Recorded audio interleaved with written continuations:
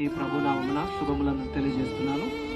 అదేవిధంగా కుటుంబానికి దేవుని యొక్క ఆదరణ, సంతోష సమాధానము దేవుడు దయచేయాలని ప్రార్థిస్తున్నాను. ఈ సమయమున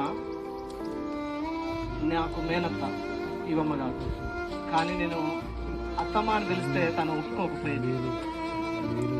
ఎందుకంటే మా నాన్నగారు తనని మమ్మీగా అని పిలిచేవారట, మమ్మీ అని పిలిచేదట. నన్ను కూడా ఆ విధంగా వారి పెద్ద అన్నగారి స్థానంలో నన్ను చూసుకొని మమ్మీగా అని పిలిస్తేనే తను ఒప్పుకునేది. అత్తమ్మ అంటే అసలు ఒప్పుకోకపోయేది. చివరికి నా ఫోన్లో కూడా తన పేరు మమ్మీగా అని ఫీడ్ చేపించింది నాకు కూర్చోబెట్టి. అంత ప్రేమ నాపై చూపించింది అత్తమ్మ. అయితే అత్తమ్మ గురించి తన హోల్ లైఫ్ స్టోరీ గురించి చెప్పాలంటే ఒకటే ఏంటంటే, నీతిమంతులను జ్ఞాపకం చేసుకున్నట ఆశీర్వాదం. అయితే తర్వాత లైన్ మనం చదవము, భక్తిహీనుల పేరు అసహ్యత పుట్టించునని ఉంటుంది. నీతిమంతుల పేరు జ్ఞాపకం చేసుకుంటే ఆశీర్వాదకరం వరకు ఆగిపోయినాం, కానీ తర్వాత మనకు హెచ్చరిక ఉంది, భక్తిహీనుల పేరు అసహ్యత పుట్టించునని. దీన్ని బట్టి జ్ఞాపకం చేసుకుంటే ఈ లోక యాత్రలో నీతిమంతులుగా బ్రతకడం చాలా కష్టము. బ్రతికితే పరలోకము, బ్రతకకపోతే నరకలోకము అని అత్తమ్మ జీవితం ద్వారా నేను నేర్చుకున్నాను. ఎప్పుడు ఫోన్ చేసినా, ఏదైనా విషయంలో ఫోన్ చేసినా కూడా ఫస్ట్ ఆ విషయం గురించి చెప్పిన తర్వాత స్లోగా డైవర్ట్ చేస్తుంది డివోషన్ వైపు లేదా స్పిరిచువల్ వర్డ్స్ వైపు, ఆత్మీయంగా మాట్లాడుకోవడం కొద్ది నిమిషాలు. ఆ విధంగా అత్తమ్మ తను బ్రతుకున్నంత కాలము ఈ విధమైన తపనతో ఉండేది. ఎప్పుడు ప్రార్థన అనేది. తన యొక్క నోటి నుంచి వచ్చే మాట ఏంటంటే, నాకు యేసయ్య ఉన్నాడు, నాకేం కాదు. ఎందుకంటే సుమారు ఎన్ని సంవత్సరాల క్రితంగా 11వ సంవత్సరంలో నేను మా బావగారు ఇద్దరం కలిసి తీసుకొని వెళ్ళాం హాస్పిటల్ కి. అప్పుడే చెప్పారు నో హోప్స్ అని, ఎప్పుడు ఏమైతే తెలియదు, తీసుకెళ్ళిపోండి అని చెప్పారు. మీరు ఎక్కడికి తీసుకువెళ్ళినా చాలా కష్టం అని చెప్పారు. అది మమ్మీకి చెప్పలేము. మేము ఇద్దరమే ఏడ్చినాం, బాధపడ్డాం హాస్పిటల్లో. దేవుడు ఉన్నాడు అని తీసుకొని వచ్చాము. 2011 నుంచి ఈ సంవత్సరం వరకు కూడా దేవుడు తన కృపలో దాచాడు. కాబట్టి నేను అనుకుంటున్నా, దేవుడు తనకు హిజ్కియాకు ఏ విధంగా అయితే సంవత్సరాలు ఇచ్చాడో, ఆయుష్ పెంచాడో, అంతే కదా, 15 సంవత్సరాలు సుమారుగా. దేవునికి స్తోత్రం.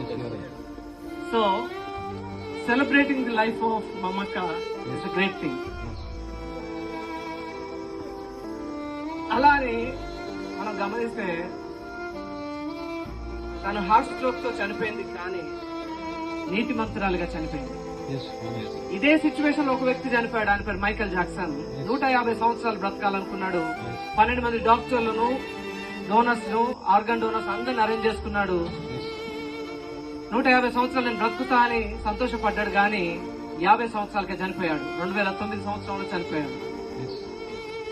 ఆయన కూడా హార్ట్ స్ట్రోక్ తోనే, కార్డియాక్ అరెస్ట్ తోనే చనిపోయాడు. ఆయన సాక్ష్యము నీతిమంతుని సాక్ష్యం కాదు. కొన్ని వేల కోట్లు సంపాదించాడు, గాని తన యాత్ర ముగించుకొని ఎక్కడికి వెళ్ళాడంటే నరకానికి వెళ్ళిపోతాడు. ఎందుకంటే ఆ సాక్ష్యాన్ని కాపాడుకోలేకపోయాడు. అదే హార్ట్ స్ట్రోక్ తో, కార్డియాక్ అరెస్ట్ తో మమ్మీగాడు కూడా దేవుని దగ్గరికి వెళ్ళిపోయింది. నీతిమంతురాలుగా తన సాక్ష్యాన్ని కాపాడుతుంది. తను ఎప్పుడు ఎందుకు మమ్మీ ఇలా చేస్తావు, కొంచెం జాగ్రత్తగా ఉండు మమ్మీ, అజ్జయ్యకి అంటే ఏం కాదు, ఎవరున్నారు నాతో, యేసయ్య ఉన్నాడు అనే మాట మాట్లాడేది. మాతో చెప్పేది మీరు 3 టాబ్లెట్లు వాడాలని. తను మెడికల్ కాబట్టి మెడికల్ టర్మ్స్ లోనే మీకు 3 టాబ్లెట్ వేసుకుంటే అన్ని సక్సెస్ అవుతానేది. ఏంటి మమ్మీ ఆ 3 టాబ్లెట్లు అంటే, ప్రార్థన అనే 3 అక్షరాల టాబ్లెట్స్. ప్రార్థన 3 అక్షరాల టాబ్లెట్స్ వేసుకుంటే అన్ని సక్సెస్ అవుతాయి, చివరి వరకు మనం బలముగా ఉంటామనే తను నేర్పింది. చివరి వరకు తను అలాగే ఉంది. అదేవిధంగా మన పాటలు కూడా, చాలా పాటలు పాడాలనే ఆశ తనకు. ఈ మధ్యలో తన యొక్క ఆరోగ్య పరిస్థితి బాగలేక శ్వాస సంబంధమైన ఇబ్బందికి లంగ్ ఒకటి పాడైంది. సో ఇవన్నీ వల్ల తను ఎక్కువ పాటలు పాడలేకపోతుంది, కానీ అట్లీస్ట్ 2-3 పాటలైనా ఖచ్చితంగా పాడేది. అయ్యగారు వాళ్ళు వచ్చినప్పుడు ఇష్టంగా పాడుకునేది తన పాటలు. ఒకప్పుడైతే చాలా పాటలు పాడేది. ఇంకా తనకు కొత్త కొత్త పాటలు వచ్చు, మనకు తెలియని పాటలు కూడా నేర్చుకొని పిల్లలకు నేర్పించేది, మాకు అందరికి నేర్పించేది మమ్మీ గారు. హార్ట్ స్ట్రోక్ వచ్చినా, లంగ్ డిసీజ్ వచ్చినా, లంగ్ ఫెయిల్యూర్ అన్నా, నో హోప్ అన్నా దేవుడు మాత్రం హోప్ ఇచ్చాడు. 15 సంవత్సరాల ఆయుష్ను పెంచాడు కనుక she fulfilled her spiritual life అని నేను విశ్వసిస్తున్నా. అయితే నాకు లాస్ట్ కాల్ ఈ మధ్యలో చేసింది, లాస్ట్ మాట్లాడింది మీకు వినిపిస్తాను. తన యొక్క తపనేంటి, ఎందుకు నీతి మంత్రాలుగా మనం పరిగణిస్తున్నామో ఒక్కసారి వినిపించిన ఆ మాటలు ముగిస్తాను.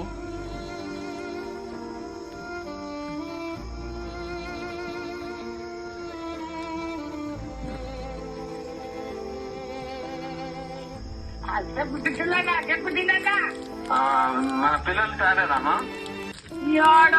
కూర చికెన్ అవుతుంది, పూరీలు అవుతాయి. వాళ్ళ రెడీ అయిన తర్వాత నాకు ఫోన్ చేయండి, తీసుకుపోయి స్కూల్లో వెళ్ళిపోయారు. Thank you, God bless you. Mummy అది ఇక్కడే ఉంటున్నావా? లేదు మమ్మీ, వచ్చిన నేను 2 days అయింది. ఇక్కడే ఉంటే అప్పుడప్పుడు సాయంత్రం పూట వచ్చి ప్రార్థన చేసుకోవడం వస్తలే సరేనా? ప్రార్థన ప్రార్థన ప్రార్థన. సరే మమ్మీ, వస్తలే. అందరు బాగుందా? పిల్లలు బాగుంటారు మమ్మీ. అమ్మ, పాలవంచోళ్ళు, పిండి పోలోళ్ళు అందరు బాగుంటారు. హైదరాబాద్ వాళ్ళు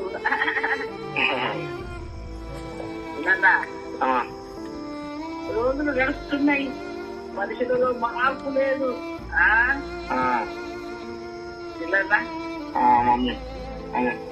లోకమత్తాగం అయిపోతుంది, ఎవరికి రక్షణ లేదు.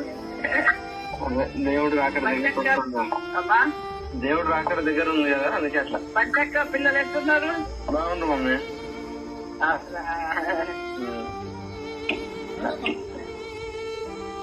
This is her message to us. ఇది మనకు అత్తమ్మ ఇచ్చిన, మమ్మకి ఇచ్చిన, లేదా మమ్మీ గారు ఇచ్చిన మెసేజ్ ఏంటంటే రక్షణ కావాలా. ప్రతి మరణం ఒక గుణపాఠాన్ని నేర్పుతుంది. ఏదో ఒక రోజు ఈ లోకాన్ని వదిలి వెళ్తాము.